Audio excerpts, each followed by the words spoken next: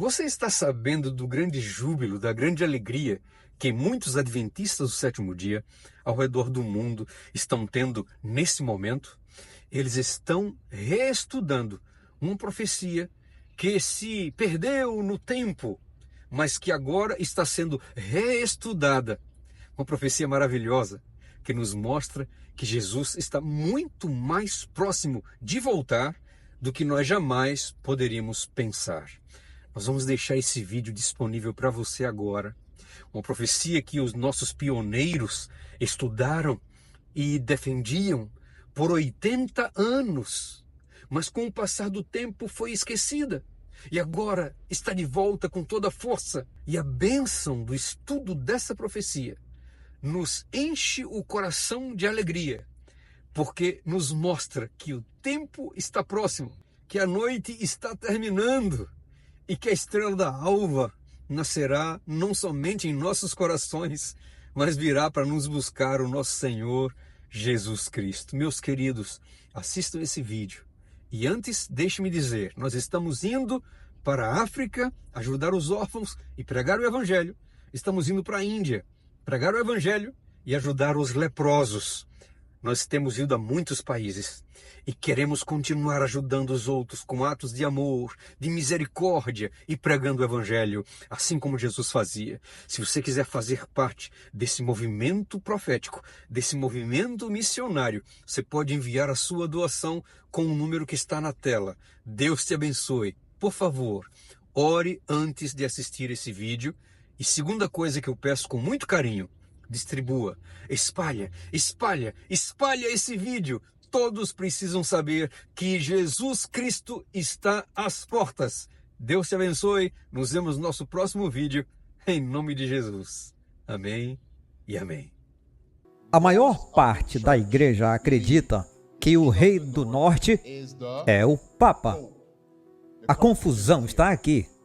E Ellen White diz, não. Foi estabelecido pelos irmãos. Nós estudamos isso, que o rei do norte é a Turquia. E o que me chamou a atenção é que sempre que você lê Ellen White, que a profecia do capítulo 11 já foi cumprida. Portanto, quando você lê e toma seu tempo e cava, começa a juntar as peças, a verdade está lá fora. Você sabe, a história não pode mentir. E isso faz parte da mensagem do terceiro anjo. Portanto, se não entendermos que isso está falando sobre a Turquia, estaremos perdendo parte da mensagem. Estamos perdendo parte do motivo pelo qual Deus está detendo os ventos da discórdia. O que somos, então? Somos péssimos vigias.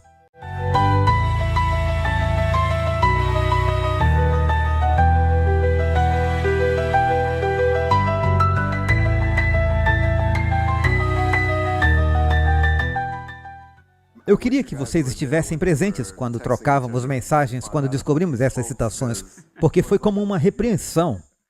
Porque tivemos que realmente, uau, gente, estávamos errados, não é? E tivemos que nos humilhar, mas nós começamos a ler. Fizemos questão de começar a ler aquele livro e tem sido uma bênção desde então. E nós apenas incentivamos todos Sabe, se você perceber que isso é verdade e for convencido, sabe, fé não é apenas acreditar e depois ficar ali. Você precisa agir de acordo com essa verdade. Portanto, se você acredita, então você age. Você abre o livro, começa a ler. E foi o que fizemos e fomos abençoados. E eu acho que é importante isso. Tem que ser uma edição específica do livro que você precisa. Porque eu me lembro que, quando eu lia isso, eu pensava, eu tenho um livro de Daniel e Apocalipse na minha biblioteca. E eu ia lá e dava uma olhada nele, e eu me lembro de ter lido algo no aplicativo da Ellen White, e então eu fui procurar no livro e, de repente, eu não conseguia encontrar. Foram feitas adições, mais adições ao livro mais tarde, após a morte de Uriah Smith. Então, Uriah Smith faleceu, eu acho que em 1902, mas daí você tem acréscimos em seu livro em 1940, que fizeram aparentes correções em 1944. E eles simplesmente tiraram as coisas que ele estava dizendo. Eles simplesmente as retiraram porque não eram relevantes. Mas é relevante. O livro que ele escreveu é relevante. Isso era para ser a mão amiga de Deus. É por isso que, se você quiser obter esse livro, obtenha a edição de 1800 a 1897, 1882. Essa versão, porque nada foi alterado. E eu quero ler uma última declaração. Não houve nenhuma longa discussão, nenhuma apresentação de novas teorias com relação à profecia que Deus já deixou claro. Então, quando nós vamos e reinventamos Daniel 11, ela diz, não façam isso. Isso já está claro. Eu já dei o alicerce para a igreja. Portanto, a nova interpretação deve ser, um ponto de interrogação. Por que estamos tendo uma nova interpretação de Daniel 11? E outra declaração.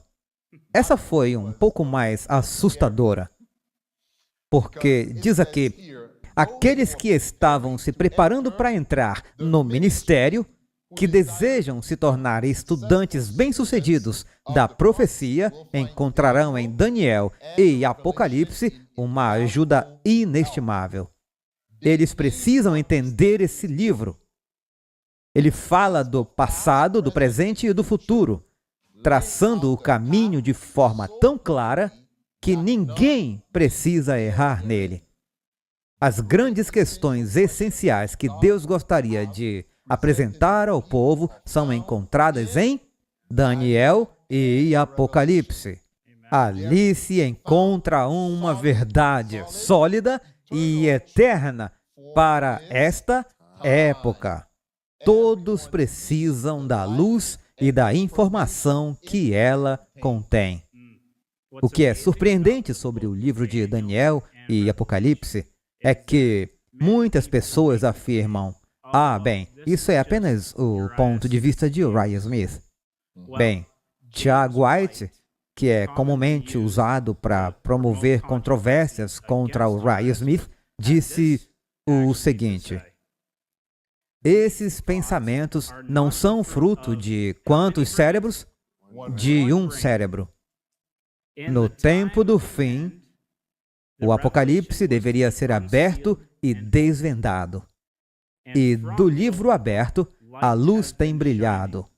Guilherme Miller viu muito. Outros, desde então, têm visto mais. E este é um livro de pensamentos revestidos do feliz estilo do autor.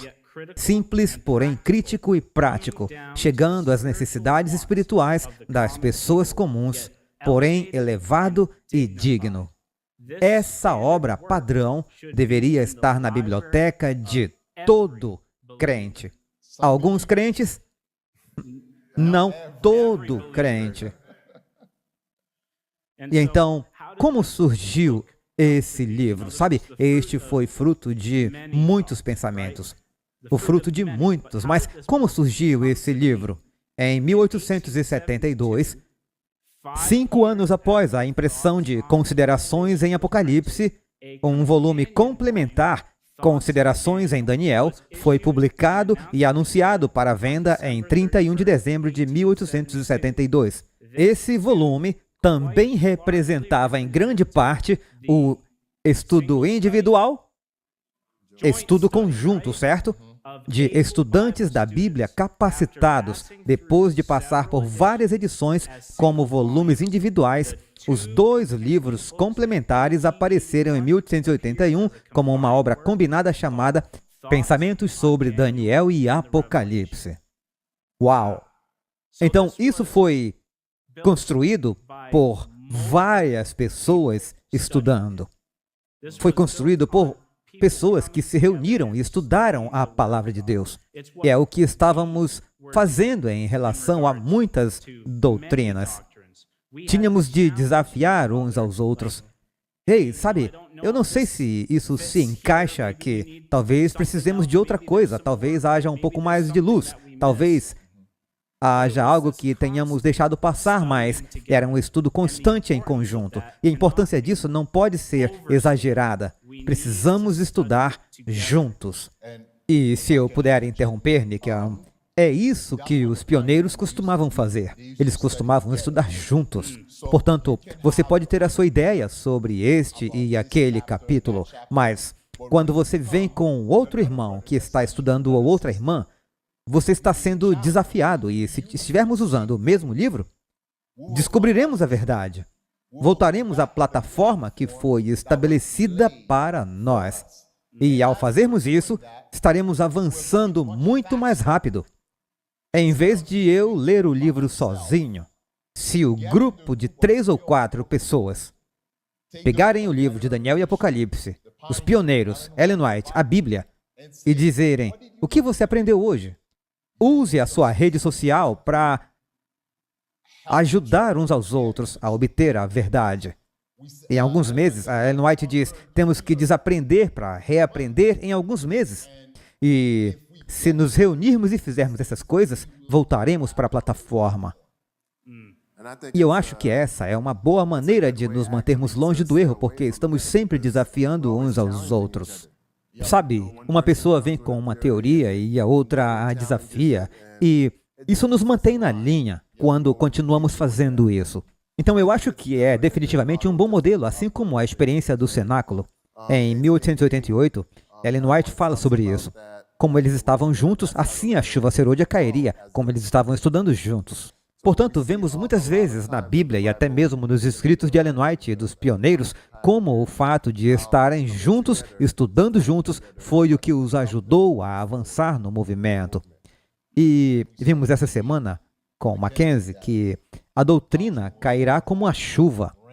Portanto, se continuarmos estudando, a chuva cairá e as pessoas virão até nós. E agora, o que dizer sobre isso? E quanto à lei dominical, e quanto à questão oriental, e quanto à dieta, e quanto a isso? E o evangelho será pregado e Jesus virá. Amém. Nós lemos uma declaração de Ellen White endossando a questão oriental. O mundo está agitado com o espírito de guerra. Estamos vendo isso agora? A profecia do capítulo 11 de Daniel está quase alcançando seu completo cumprimento. Logo ocorrerão as cenas de angústia mencionadas nas profecias. E agora, sobre a questão oriental, domingo de manhã, o tempo ainda estava nublado. Mas antes que chegasse a hora de as pessoas se reunirem, o sol brilhou. Barcos e trens derramaram a carga viva sobre o solo. Como no ano passado, o pastor Smith falou pela manhã sobre a questão oriental. O assunto era de especial interesse e as pessoas o ouviram com a mais sincera atenção. Parece que era exatamente o que eles queriam ouvir. Portanto, Daniel 11 é uma linguagem simples, sem símbolos. E se pregarmos não apenas a lei dominical, mas também a questão oriental, as pessoas vão pensar, agora eu entendo o que está acontecendo no Oriente Médio. A lei do Domingo Nacional, o Projeto 2025, todas essas coisas. Portanto, temos realmente de apresentar essas coisas às pessoas, mas se mudarmos a base, adivinha? Temos uma verdade incerta e não estamos estabelecidos, mas toda a verdade já foi estabelecida. Portanto, isso é muito importante. Eu não sei se vocês querem dizer alguma coisa.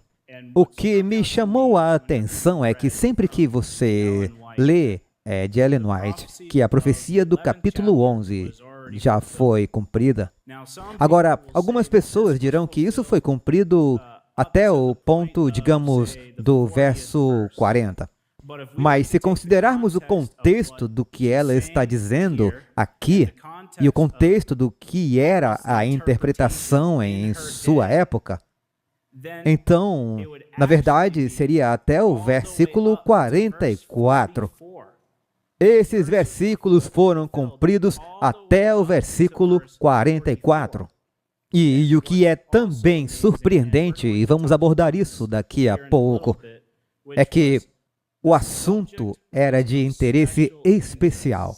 Mantenha isso em mente, vamos mencioná-lo novamente, porque é muito importante o que Ellen White está declarando aqui. Muito importante. Agora, vamos dar uma olhada na posição de Tiago White. Sabemos que a maioria dos pioneiros estava falando sobre a Turquia como sendo o rei do norte. Mas vamos ler essas citações aqui da Review and Herald, de 29 de novembro de 1877, por Tiago White. Vamos dar uma breve olhada na linha de profecia, 4 vezes abrangida no livro de Daniel. Será admitido que o mesmo assunto é abordado nos capítulos 2, 7, 8 e 11. Com a seguinte exceção, a Babilônia é deixada de fora nos capítulos 8 e 11. Primeiro passamos pela grande imagem do capítulo 2, onde Babilônia, Pérsia, Grécia e Roma são representadas pelo ouro, prata, bronze e ferro. Todos concordam que esses pés não são turcos, mas romanos. E quando passamos para o leão, o urso, o leopardo e a besta com 10 chifres, representando o mesmo que a grande imagem, novamente todos concordarão que não é a Turquia que é lançada na chama ardente, mas a besta romana. Portanto, no capítulo 8, todos concordam que o chifre pequeno, que se levantou contra o príncipe dos príncipes, não é a Turquia, mas Roma. Em todas essas linhas até aqui, Roma é a última forma de governo mencionada. Então, onde Tiago White está tentando chegar com tudo isso? Vamos ler outra citação. Novamente, o campo da profecia de Daniel abrange 5 reinos universais. 5 reinos universais. Esses são, novamente, Babilônia, Medo-Pérsia, Grécia e Roma, e o reino eterno de Deus. A base dos 4 reinos perecíveis, chegando ao reino imortal e introduzindo-o, é coberta por 4 linhas distintas de profecia. Elas são apresentadas nos capítulos 2, 7, 8 e 11.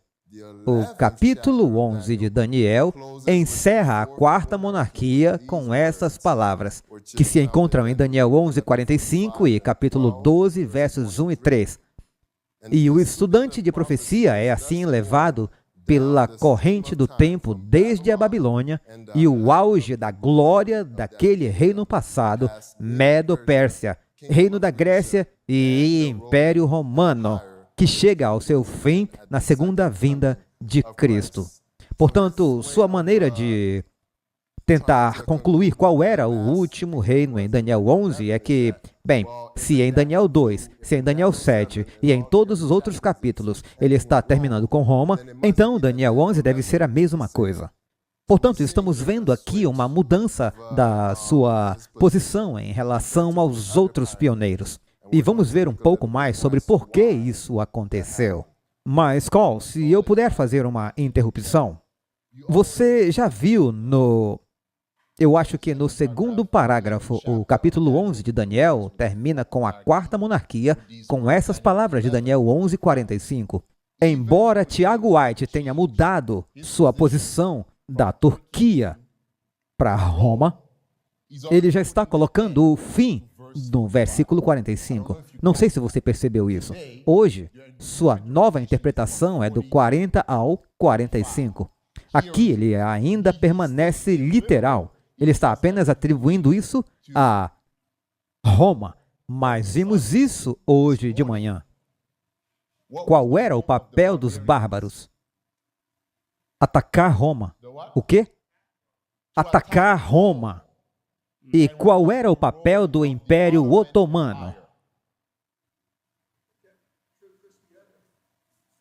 atacar a Roma papal para que o cristianismo pudesse florescer. Portanto, era sempre atacar Roma. Portanto, os pés ainda permanecem em Roma. Mas, no verso 45, eles chegam ao fim. Portanto, Roma pode durar. Não estamos dizendo que Roma será eliminada e que não haverá lei dominical. Sim, a lei dominical ocorrerá. Mas temos que entender o papel do Império Otomano. É um sinalizador. E Tiago White nem sempre pregou dessa forma.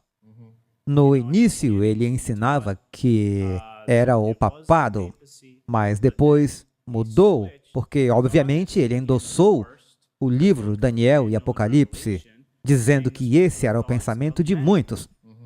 E, na verdade, vemos aqui em 1854 que ele realmente ensinou isso. É a nossa opinião que qualquer poder que reine sobre a Síria é, por enquanto, o rei do norte mencionado em Daniel capítulo 11. Portanto, essa dinastia turca é agora, em 1854, esse poder. Se a Rússia, a Áustria, a Inglaterra ou a França se tornarem detentoras do poder supremo sobre a Síria, então ela, qualquer que seja, se tornará o rei do norte. Até lá, ninguém, a não ser a dinastia turca, ocupa essa posição, em nossa opinião. Então, por que ele fez essa troca? Sabe, era mais ou menos isso que estávamos pensando em nossa cabeça. Por que ele fez essa mudança? Por que ele passou do que estava claramente em união com os irmãos? Por que ele fez essa mudança? E por que 1854? Por que ele menciona esse ano no texto? Porque foi quando ele escreveu, quando a Turquia ainda estava ocupando aquele território em 1854. E também tínhamos uma história completa com a Guerra da Crimeia, de 1853 a 1856. Portanto, a Turquia estava envolvida com a Rússia. Então, mais uma vez, os pioneiros puderam ver um evento normal acontecendo, e é por isso que eles estavam em comunhão com isso, de que o rei do norte era a Turquia. Portanto, vamos dar uma olhada no que Willie White tinha a dizer, porque Willie White também leu Daniel e Apocalipse. Portanto, ouçam isso. Durante os poucos meses que antecederam essa reunião, eu li Daniel e Apocalipse, do pastor Ray Smith. Eu amava o escritor, admirava seu estilo, amava seus ensinamentos. E fiquei chocado quando o pastor White apresentou outro ponto de vista a respeito do Rei do Norte. Um dia, eu disse a ele, pai, acabei de ler o livro do pastor Smith e sua exposição me parece clara. O senhor realmente acredita que Roma é o Rei do Norte? Sua resposta foi, acho que o pastor Smith está indo rápido demais em sua exposição. E eu pensei que era hora de apresentar algo para verificar a crença atual de que o que está acontecendo é o início do Armagedon. Então ele realmente acreditava nisso. Era algo em que Tiago White acreditava plenamente. Vamos continuar, porque há mais nessa história.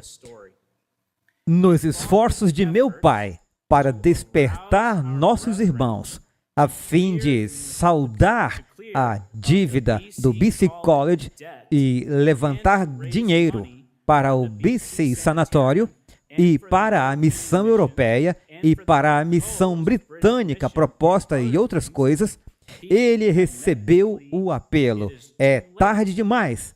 Por que era tarde demais? Bem, as coisas estavam acontecendo ao redor da Turquia. Então, o pastor White, para planejar todas essas coisas, tarde demais, tarde demais. E quando ele ouviu a apresentação do pastor Smith, o medo tomou conta de sua alma. E ele lançou sua exposição sobre Daniel 11.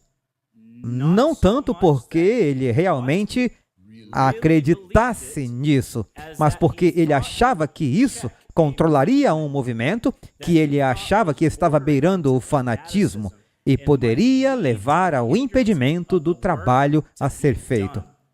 Ele foi reprovado por quem? O Senhor, por trazer desconfiança quanto à unidade dos líderes. E ele se afundou no desânimo. E então, o que aconteceu? A grande campanha financeira entrou em colapso. Onde estava a confiança de Tiago White? Não estava no Senhor.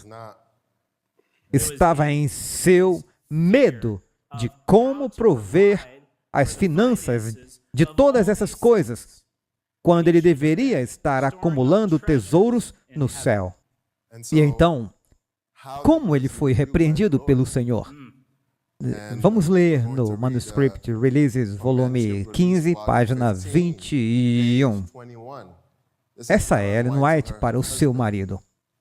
Logo nos veremos face a face, mas tornar-se firme e considerar seu dever apresentar seus pontos de vista em decidida oposição à fé ou à verdade, como tem sido ensinada por nós como povo, é um erro e resultará em dano, e somente dano, como nos dias de quem? Martinho Lutero. Comece a se distanciar e sinta-se à vontade para expressar suas ideias sem fazer referência às opiniões de seus irmãos. E será introduzido um estado de coisas com o qual você nem sonha. Uau!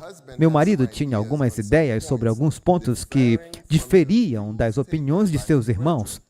Foi-me mostrado que, por mais verdadeiros que fossem seus pontos de vista, não necessariamente sobre Daniel 11, Deus não o chamou para colocá-los na frente de seus irmãos e criar diferenças de ideias.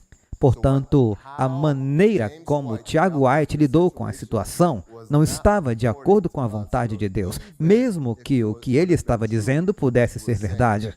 Deus não aprovou sua abordagem. E ele não deveria ter ido contra seus irmãos, porque vimos claramente que Daniel e Apocalipse eram uma coleção de pensamentos que chegaram a essa conclusão, que chegaram a esse livro. E o que vemos nele é que ele estava indo contra isso, mostrando divisão em vez de unidade. Quem foi repreendido? Tiago White. E eu já ouvi tantas vezes, foi Uriah Smith. Não, eles não querem criar um confronto, mas Uriah Smith não estava errado. E quando lemos essas citações, pensamos, uau, Ellen White está repreendendo o marido, não Uriah Smith. Então agora eu comecei a ter mais e mais confiança para ler Daniel e Apocalipse. Aqui está uma declaração de John Loughborough sobre Tiago White. Ouçam isso. O rei do norte está bem estabelecido pela irmã White, falando em uma ocasião quando ele falou sobre a questão oriental. Você pode ler isso no volume 4 dos Testemunhos, páginas 278 a 279, onde ela chama o discurso de um assunto de interesse especial. Então, o que estamos vendo, isso foi estabelecido por quem? Pela irmã White. Portanto, a questão oriental não é apenas dos pioneiros, mas da irmã White. Então, vamos continuar. Incomodaria aqueles que estão mais afastados do que o que foi definido, encontrar uma palavra que favoreça o desvio. Um irmão que havia insinuado em seus escritos sobre o assunto que o rei do norte poderia ser o Papa, me contou que a irmã White lhe disse que ele nunca deveria ter insinuado tal coisa, e que essa ideia só criaria confusão. O que temos hoje? A maior parte da igreja acredita que o rei do norte é o Papa. A confusão está aqui. Portanto, isso apenas nos mostra que a repreensão recaiu sobre o marido, até mesmo que John Loughborough teve que perguntar a Ellen White. E Ellen White disse, não, isso foi estabelecido pelos irmãos. Estudamos isso. O Rei do Norte é a Turquia. A questão oriental é a verdade de interesse especial. E agora, depois que essa confusão veio, e se você não ler todas as declarações, poderá dizer que Tiago White estava certo. Mas quando lemos tudo isso, e é por isso que estamos compartilhando hoje, é assim que somos convencidos a voltar à questão oriental. Assim, ouvimos muitos argumentos de que Uriah Smith era o único que acreditava na Turquia. E é claro que provamos que isso estava errado. Mas as pessoas também diziam, bem, Tiago White, a sua posição era de que o Rei do Norte era o Papa. E era isso que as pessoas costumavam dizer. É por isso que acreditamos que o Rei do Norte é o Papa, porque até Tiago White acreditava. Mas estamos vendo que ele era o único que realmente que acreditava nisso e foi repreendido por isso. Então, quando você lê e toma seu tempo e cava, começa a juntar as peças e a verdade está lá fora. A história não pode mentir. Ao estudar tudo isso, tivemos que nos aprofundar no Armagedon e no que isso realmente significava. O que significa o Armagedon? Porque costumávamos ensinar a visão espiritual, ou pelo menos eu ensinava. Ensinávamos essas coisas.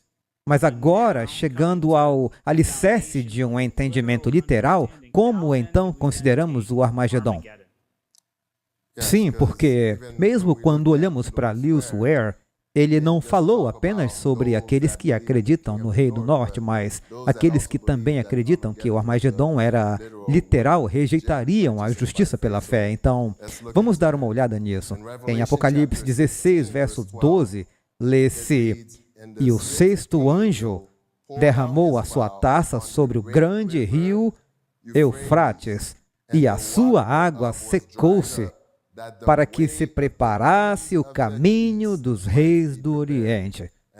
E mencionamos isso na primeira parte, onde o rei Eufrates fica na Turquia, hoje em dia, na Ásia Menor. E veremos que essa batalha é uma batalha literal, observando diferentes citações de Ellen White. 4 anjos poderosos retêm os poderes desta terra até que os servos de Deus sejam selados em suas testas. As nações do mundo estão ansiosas pelo quê? Conflito. Mas o que está acontecendo? Elas são controladas por quem? Pelos anjos.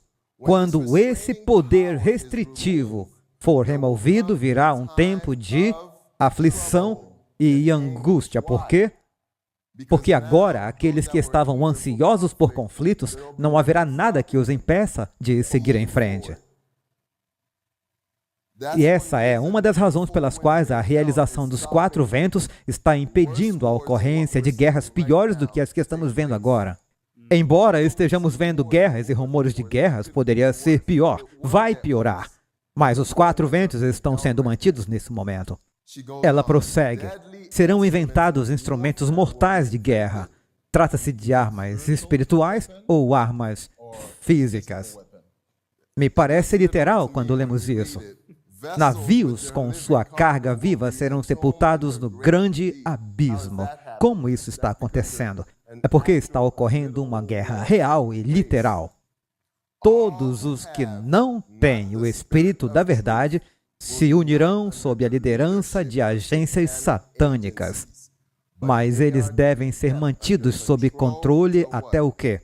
Até que chegue o tempo da grande batalha do Armagedon. Isso está bem claro para mim, que as coisas estão sendo mantidas sob controle nesse momento até que os 4 ventos sejam liberados e será o caos. Isso soa como uma guerra literal que vai acontecer. E você vê aqui que Deus está esperando que sejamos selados. Então, Ele quer que voltemos para a plataforma, que apresentemos o Evangelho eterno, e quando o seu povo estiver preparado, Aí ele permitirá que essas guerras assumam outra magnitude, então instrumentos mortais serão usados agora. Portanto, se você colocar em sua mente agora que isso é espiritual, quando essas coisas acontecerem, você vai pensar, eu estava apenas esperando pela lei dominical. Por que todas essas guerras estão acontecendo em toda a parte? O que é isso? Por que os ministros não me contaram sobre essa parte? Eles disseram que era espiritual, mas aqui vemos claramente que é uma guerra literal. Temos mais, obrigado, Early, por acrescentar isso. Mas enquanto isso está em Testemunhos para a Igreja, volume 6, enquanto nação já está se levantando contra nação e reino contra reino, ainda não há um engajamento geral. Os 4 ventos são mantidos até que os servos de Deus sejam selados em suas testas. Então, os poderes da terra reunirão suas forças para o quê? A última grande batalha. Essa é uma batalha espiritual ou é uma batalha literal? Literal. 4 anjos poderosos ainda estão segurando os 4 ventos da terra. Terrível destruição está proibida de vir em sua totalidade. Quer dizer que virá em sua totalidade, mas não agora. Os ventos estarão agitando as nações para um combate mortal, enquanto os anjos seguram os 4 anjos, proibindo que o terrível poder de Satanás seja exercido em sua fúria, até que os servos de Deus sejam selados em suas testas. Então, o que acontece quando forem selados? O que acontece? O Armagedon. E o que é o selo, novamente? Estabelecer-se em quê? Na verdade e espiritual e intelectualmente. Então, precisamos entender os eventos para sermos selados. E agora Deus diz, não tenha medo, você venceu o pecado, você aceitou as minhas mensagens, você pregou o evangelho. Agora essas coisas podem acontecer. Depois vi os 4 anjos cessarem de segurar os 4 ventos. Então, o que é que acontece agora? Ela diz, e vi a fome. Isso é depois de eles terem deixado de segurar os 4 ventos. Eu vi a fome, vi a peste e a espada. Nação levantou-se contra nação. Houve guerra, não simbólica. O mundo inteiro estava em confusão. Eu espero que isso esteja claro para todos e que estejamos entendendo cada vez mais, apenas lendo os seus escritos, que essa guerra é literal. E se isso não for suficiente, mesmo se olharmos para o que está acontecendo agora, esse mapa que estamos vendo no slide mostra um inventário das ogivas nucleares. Ela fala sobre instrumentos mortais de guerra que serão inventados. Eu não sei se vocês conseguem ver, mas há uma seta subindo para a maioria dos números, como Rússia, Reino Unido. Esses números estão aumentando, mesmo hoje. Eles continuam produzindo mais. Eles dizem que estão fazendo isso para que as pessoas não queiram revidar. É como uma forma de controlar todo mundo. Porque se vocês me virem com essas armas grandes, não vão querer tentar assumir o controle ou tentar me empurrar. Mas sabemos que quando esses 4 ventos forem liberados e o Espírito de Deus não estiver mais retendo essas pessoas, tudo isso é possível nesse momento. E mesmo se formos para o próximo slide, um torpedo Poseidon com armas nucleares pode dizimar uma cidade inteira. A Rússia quer 30 deles. Por quê? Temos que começar a nos fazer essas perguntas. Por que eles querem isso? Próximo slide. Estamos vendo submarinos agora mesmo. E todas essas coisas. E se vocês não souberem só um pouquinho sobre submarinos, é que antes eles eram movidos a diesel. E o que acontece quando os submarinos são movidos a diesel? De vez em quando eles têm que voltar para buscar oxigênio para carregar baterias. E isso anula o objetivo, pois o que se quer com os submarinos é que eles não sejam detectados pelos radares e que não saibam realmente onde eles estão. Mas agora, com o avanço da tecnologia, temos submarinos que são movidos a energia nuclear. E isso significa que eles podem ficar debaixo d'água literalmente para sempre. Mas como há pessoas lá dentro, elas precisam de suprimentos, alimentos, e de vez em quando, elas têm que voltar à superfície. Portanto, a tecnologia está avançando e é simplesmente... Você não tem ideia de onde está o seu inimigo. E, por enquanto, é tudo um jogo mental. Mas quando os ventos forem soltos, quando os anjos pararem de segurá-los, algo diferente vai acontecer. Então, uma pergunta. Vocês acham que o mundo está pronto para que isso aconteça? Vocês acham que o mundo está preparado e pronto para todos os instrumentos mortais que estão prontos para serem lançados? Não. Não. Precisamos nos estabelecer na verdade primeiro. Precisamos nos estabelecer na verdade primeiro, mas o mundo está se preparando. Está se preparando para este momento em que o Armagedon acontecerá. E, curiosamente, temos uma citação de Tiago White que realmente fala sobre o Armagedon.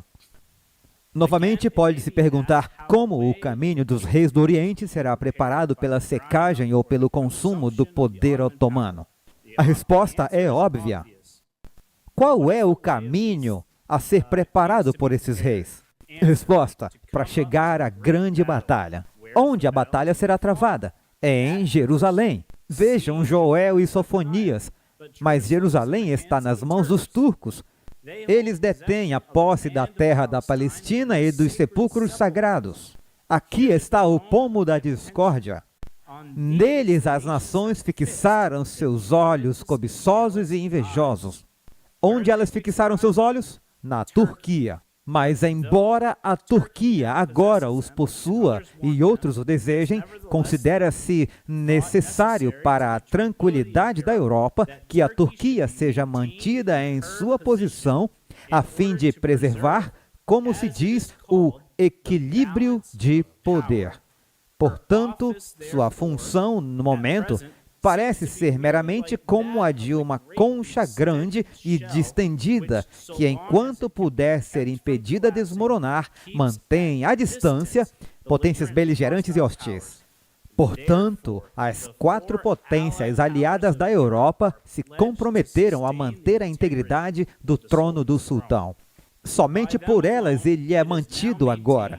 E quando elas retirarem suas mãos e o deixarem por sua própria conta, como acreditamos que farão sob a 6ª praga, esse rio simbólico estará completamente seco. A Turquia não existirá mais e o caminho estará totalmente aberto para as nações correrem para a Terra Santa.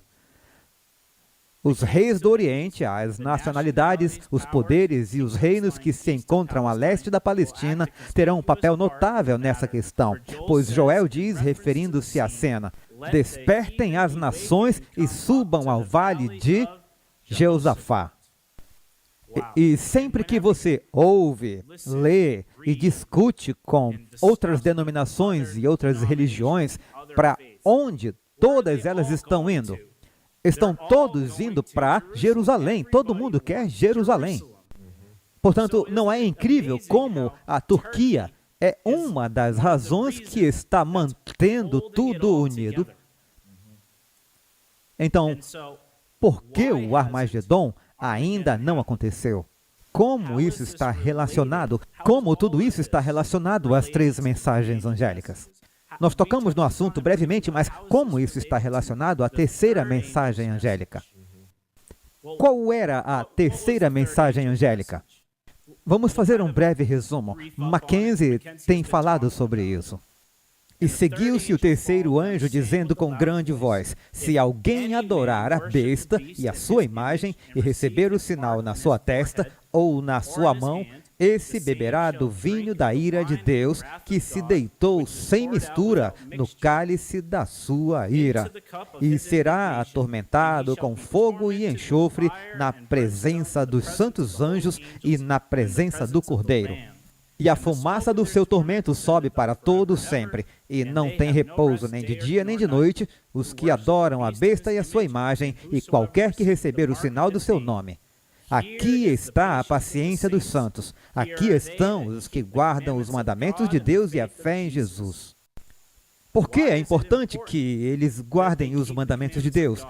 Bem, quando foi que o terceiro anjo começou a tocar? Bem, foi quando a sétima trombeta estava começando a soar. Foi com o que aconteceu em 1844, depois dos 2.300 dias. O que aconteceu? Em Apocalipse 11, verso 19, abriu-se no céu o templo de Deus e foi vista no seu templo a arca do seu testamento. O que estava contido na arca? Os 10 mandamentos. E por que isso é importante? Descobriremos. Eles descobriram sobre o sábado e a mensagem do selamento. Alguém sabe em que ano isso aconteceu? A mensagem do selamento? Em 1848. Vocês verão isso. Vamos ler. Quando começamos a apresentar a luz sobre a questão do sábado, não tínhamos uma ideia clara e definida da mensagem do terceiro anjo de Apocalipse 14, 9 ao 12. O peso de nosso testemunho ao nos apresentarmos diante das pessoas era que o grande movimento do segundo advento era de Deus, mas que a primeira e a segunda mensagem haviam sido transmitidas e que a terceira estava para ser dada. Vimos que a terceira mensagem foi encerrada com as palavras: aqui está a paciência dos santos, aqui estão os que guardam os mandamentos de Deus e a fé em Jesus. E vimos claramente, como vemos agora, que essas palavras proféticas sugerem uma reforma do sábado. Mas quanto ao que era a adoração da besta mencionada na mensagem, e o que eram a imagem e a marca da besta, não tínhamos uma posição definida. Portanto, eles estavam aprendendo. Depois que a arca foi aberta, Hiram Edson viu o santuário, Jesus movendo-se no lugar santo para o Santíssimo. Agora, eles pensavam, ok, vamos estudar o que está na arca. E a maioria deles era guardadora do domingo. E agora eles disseram, ok, temos que guardar o sábado e veremos mais coisas relacionadas a isso. Deus, por meio de seu Espírito Santo, fez brilhar a luz sobre o seu servo e o assunto foi se abrindo gradualmente na mente deles.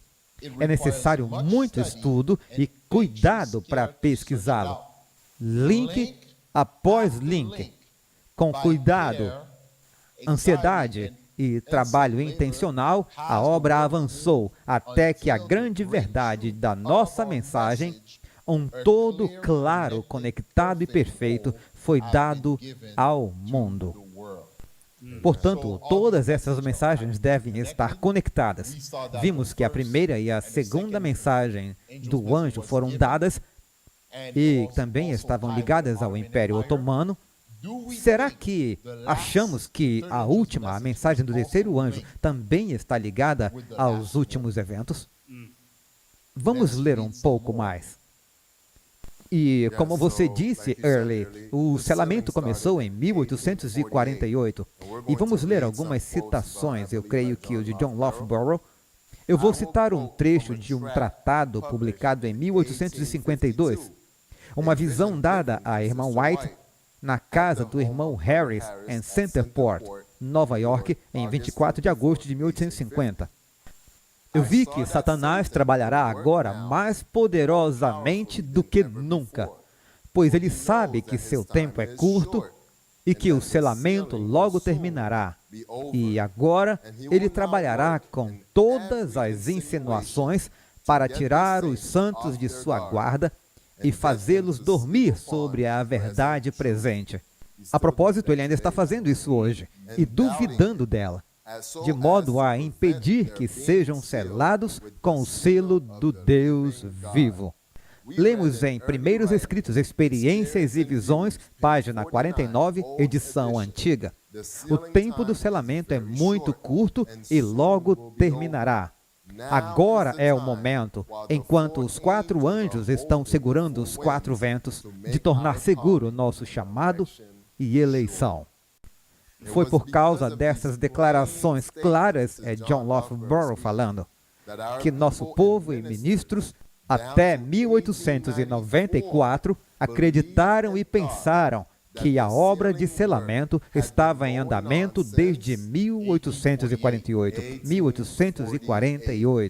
e que os 144 mil estavam sendo selados. Não vejo como poderíamos tirar qualquer outra ideia dos testemunhos que citamos, a não ser que a obra de selamento havia começado em 1848 a 1850. Quem já ouviu isso antes? Isso é novo. Assim como nós, quando voltamos ao passado, pensávamos que a mensagem de selamento era de 1844. E quando começamos a ler os pioneiros, com 1848, perguntamos por quê. E agora queremos saber por que 1848. Então, continuando. Por que essa data é importante? Esse é o ano em que os pioneiros da Igreja Adventista começaram a entender a mensagem do selamento. Por que eles começaram a estudar a mensagem do selamento? Como veremos, foi na época do conflito entre as nações da Europa, nos primeiros meses de 1848, que esse povo recebeu a luz a respeito da mensagem do selamento. Portanto, durante esse tempo havia algo mais acontecendo. Rumores de guerra surgiram sem nenhuma razão. Essa revolução de 1848 e sua repentina verificação, Horace Greeley disse no New York Tribune, foi uma grande surpresa para nós, políticos, o que deu início tão repentinamente àquela grande confusão na Europa. Mas uma maravilha ainda maior é o que a interrompeu tão repentinamente. Portanto, por volta de 1848, havia rumores de guerra na Europa. Muitas coisas estavam acontecendo, as tensões estavam aumentando, as pessoas achavam que havia uma grande guerra no continente europeu, mas de repente, tudo parou. Tudo simplesmente parou. Tudo parou, porque ninguém entendeu o motivo, mas vemos que foi mais ou menos na mesma época em que a mensagem do selamento começou a ser compreendida e estudada por nossos pioneiros. Então Deus estava segurando os quatro ventos para permitir que seu povo fosse selado. Foi quando a mensagem de selamento começou e seu povo estava sendo selado a partir daquele momento. E é por isso que não vemos o cumprimento do último versículo de Daniel 11. Porque Deus, em sua misericórdia, está retendo os ventos da contenda para que os servos de Deus possam ser selados. E isso faz parte da mensagem do terceiro anjo. Portanto, se não entendermos que isso está falando da Turquia, estaremos perdendo parte da mensagem. Estamos perdendo parte do motivo pelo qual Deus está segurando os ventos da discórdia. Porque Ele o está retendo? Para que possamos ser selados, selados com o selo do Deus vivo, que era a única mensagem que não tínhamos recebido, que era a verdade do sábado. A mensagem do sábado. Estávamos perdendo isso. E eu posso ver como Satanás está forçando guerras para que ninguém possa ser selado. E o que Jesus faz? Não se mexa. Não se mexa. Meu sangue, meu sangue, meu sangue. Meu povo não está pronto. Portanto, eles precisam ter um entendimento espiritual e intelectual antes que eu permita que essas coisas aconteçam. E ele o impediu. E é por isso que o movimento adventista, quando rejeitaram 1888, ele deteve a Turquia e as leis dominicais para que pudéssemos receber a mensagem e morrer para o ego. Assim podemos chegar a esse ponto em que o nosso caráter reflete Cristo e agora ele pode soltar os quatro ventos. Então, o sábado era a última doutrina necessária? Sim e não. Tínhamos mais vida, porque Jesus, como a plataforma foi levantada em 1840, 1844, Deus estava nos ensinando mais e mais verdades. Em 1848, acreditem ou não, o Espiritismo também começou a acontecer. Portanto, Satanás já estava contra-atacando. Ele estava atacando a mensagem de saúde. Ellen White teve sua primeira visão sobre saúde. em 1848. Embora o livro Conselho sobre Regime Alimentar tenha sido publicado em 1863, sua primeira visão estava ligada ao sábado. A obra médico-missionária, todas essas coisas estavam chegando. Portanto, Deus quer que tenhamos todas essas instituições, todas essas coisas juntas, para dar o alto clamor ao povo. Então, vamos ler. O pastor Tiago White, em uma carta não publicada que dá o seu relato dessa reunião, ele escreve: todos nós sentimos vontade de nos unir para pedir sabedoria a Deus sobre o ponto em disputa. Também o dever do irmão Bates ao escrever. Tivemos uma reunião extremamente poderosa. Ellen foi novamente tomada em visão. Ela então começou a escrever à luz do sábado, que era a verdade do selamento. Ela agora disse: surgiu do nascer do sol. Portanto, a ascensão, toda a verdade está se elevando de um ponto a outro ponto. Ela surgiu lá atrás em fraqueza, mas luz após luz brilhou sobre ela, até que a verdade do dia do Senhor se tornou clara, pesada e poderosa.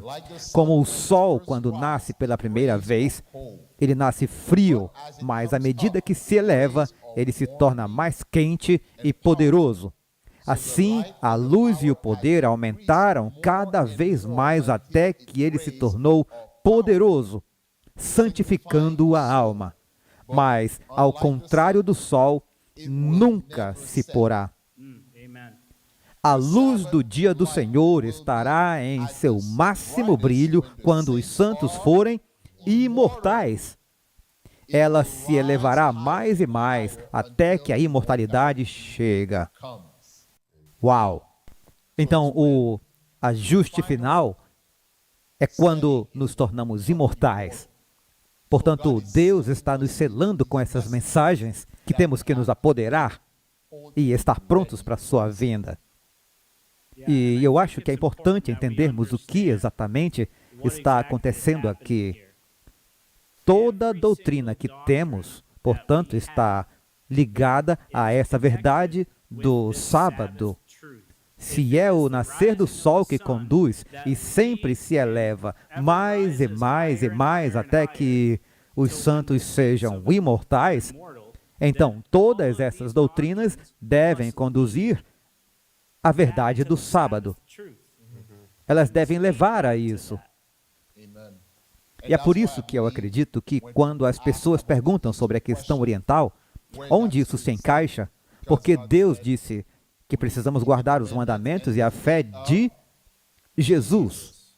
E o que é a fé de Jesus? Os testemunhos, o espírito de profecia.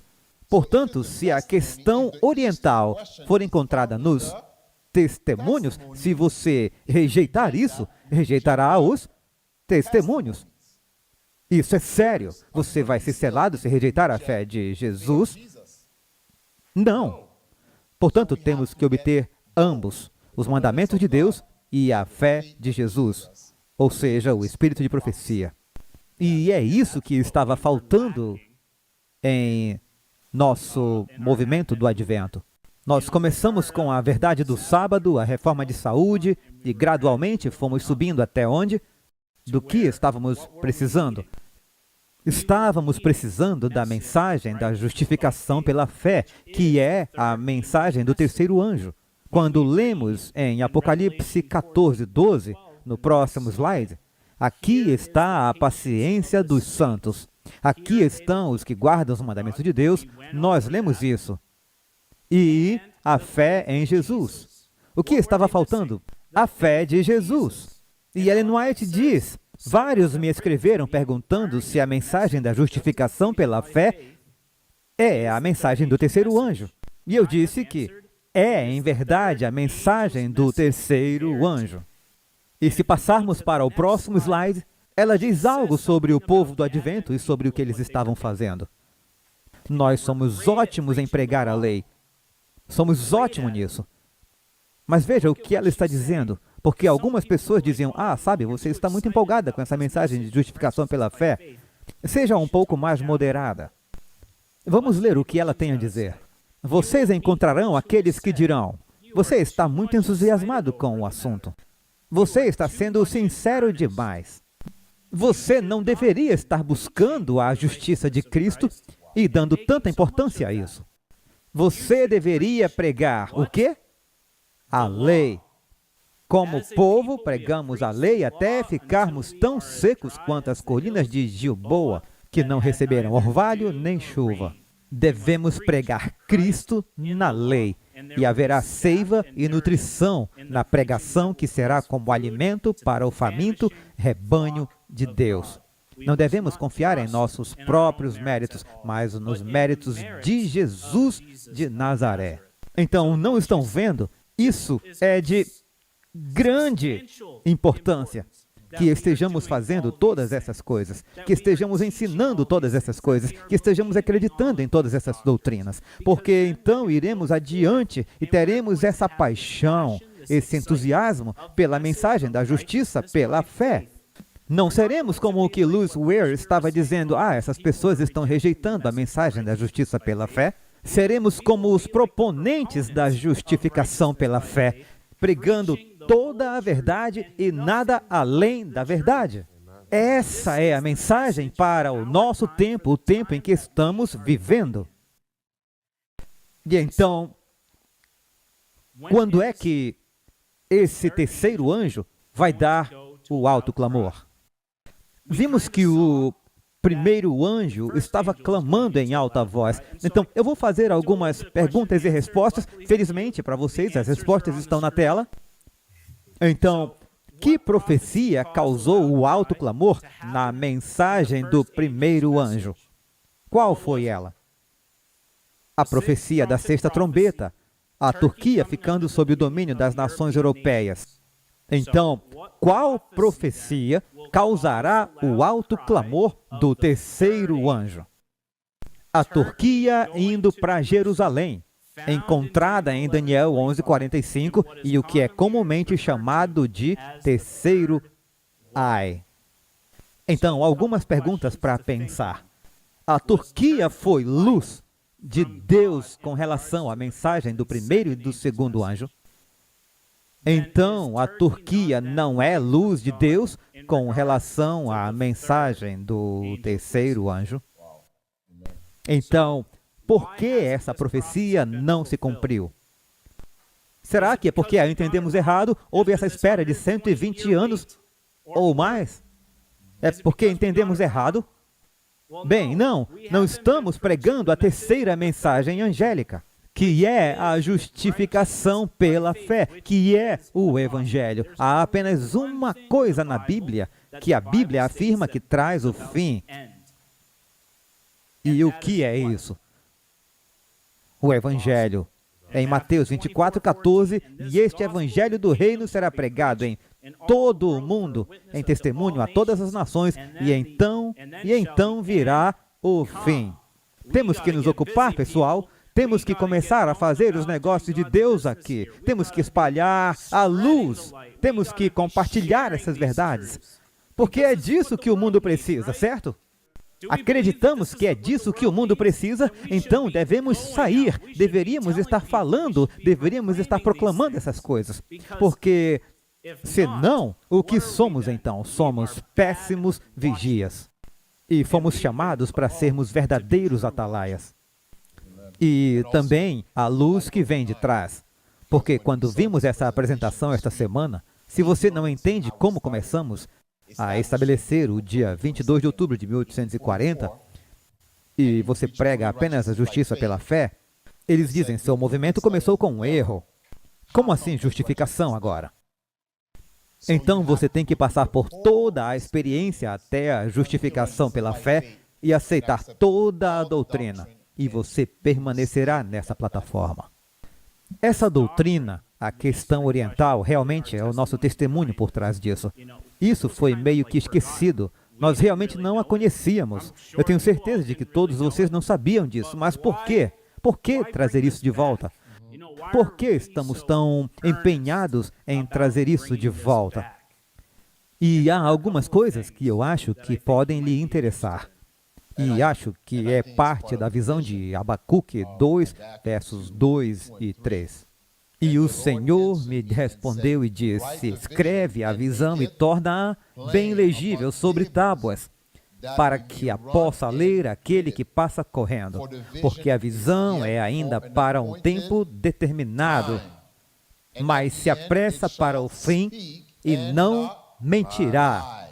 Se tardar, espera-o. Portanto, estamos esperando pela lei dominical, esperando pela questão oriental, e sabemos por que ainda temos de esperar, porque não estamos fazendo o trabalho, não estamos pregando o evangelho, e não estamos voltando ao alicerce. Porque certamente virá, e não tardará. Portanto, assim que voltarmos ao movimento, voltando a esse alicerce, voltando a essas coisas que deixamos para trás, ele virá e não mentirá. Lembrem de que em 2 Tessalonicenses 2, Deus disse que enviará uma forte ilusão e eles receberão uma mentira. E vimos que a profecia foi estabelecida. Portanto, se mudarmos a profecia, acreditaremos em uma mentira. Se estivermos mudando as coisas, seremos enganados. Portanto, você não receberá o selo se não estiver intelectualmente na verdade. É por isso que, assim como em Jeremias, precisamos ir às antigas veredas. Assim diz o Senhor: ponde-vos nos caminhos e vede e perguntai pelas veredas antigas, onde está o bom caminho, e andai por ele, e achareis descanso. Estamos falando do dia do Senhor. Você quer encontrar descanso para a sua alma? Mas eles disseram: não andaremos por ele. Portanto, vocês não serão selados. A questão oriental ou sábado, você não será selado porque quer vir com sua própria interpretação. E é por isso que trazemos de volta o que foi esquecido. Porque não é apenas a verdade bíblica, mas veja o que está acontecendo hoje, agora mesmo. E eu só quero reiterar o seguinte: por causa de Daniel 11, esse último verso, há um evento que vai acontecer e que temos o privilégio de informar aos outros. Vocês conseguem nos imaginar pregando essa mensagem e informando as pessoas sobre o que está por vir, e então isso acontece. O poder que isso dará a esse movimento para concluir a obra. Assim como Josiah Litch disse sobre o movimento do advento, a mesma coisa está prestes a acontecer. Mas você precisa ter fé para pregar isso. E Deus diz, como vimos na apresentação de Mackenzie: se você se envergonhar disso, eu me envergonharei de você. Então, ao olharmos para hoje o que está acontecendo no mundo, a mudança no equilíbrio de poder no Mar Negro, em contraste com o impasse na guerra da Ucrânia, as táticas da Ucrânia no Mar Negro causaram derrotas humilhantes à Rússia, com a Turquia emergindo como o quê? Uma importante potência marítima. A Turquia está subindo a escada. Vejam a data aqui, dia 14 de fevereiro de 2024. Estamos neste ano. Essas guerras que estão acontecendo, há uma razão por trás delas. Estou dizendo a vocês, o que está acontecendo no mundo agora faz muito mais sentido para mim. Eu não sou tão inteligente assim, mas a Bíblia é. A Bíblia nos capacita. E, como dissemos antes, olhamos para o pessoal militar da OTAN.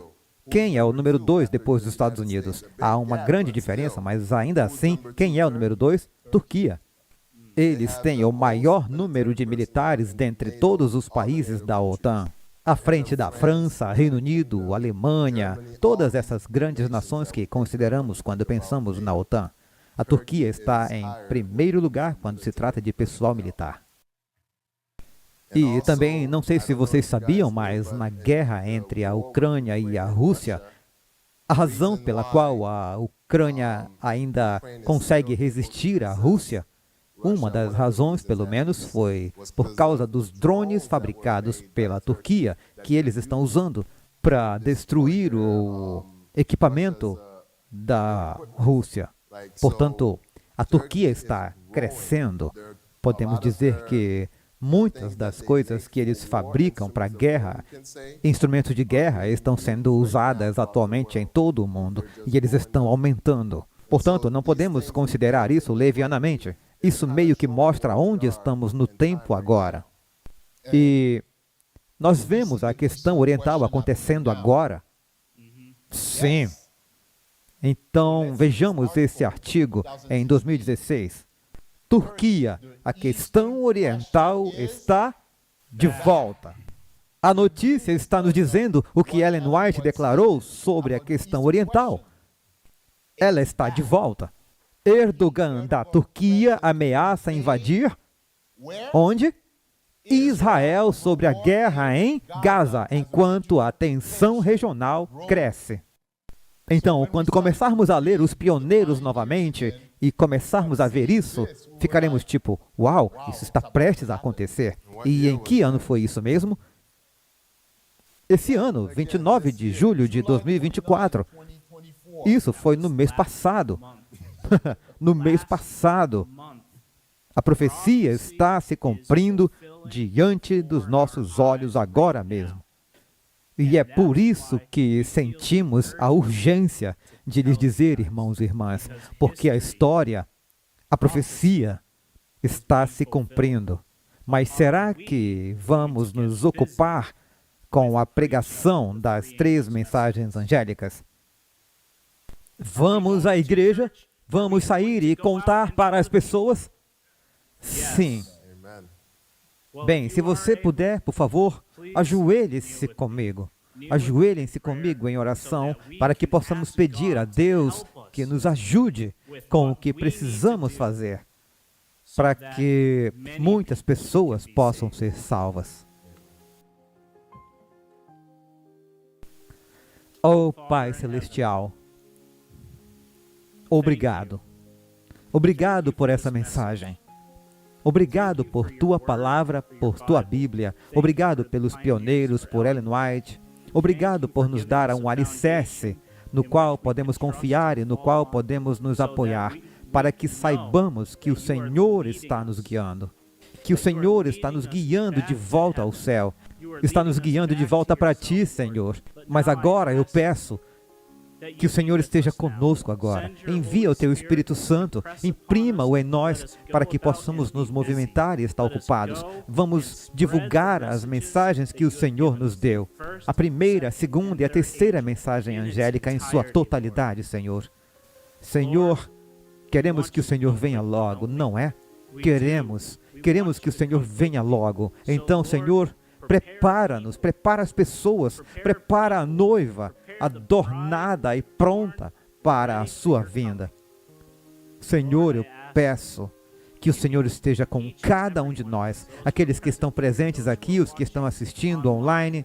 Senhor, faça de nós um movimento mais uma vez. Eu peço isso em nome de Jesus. Amém.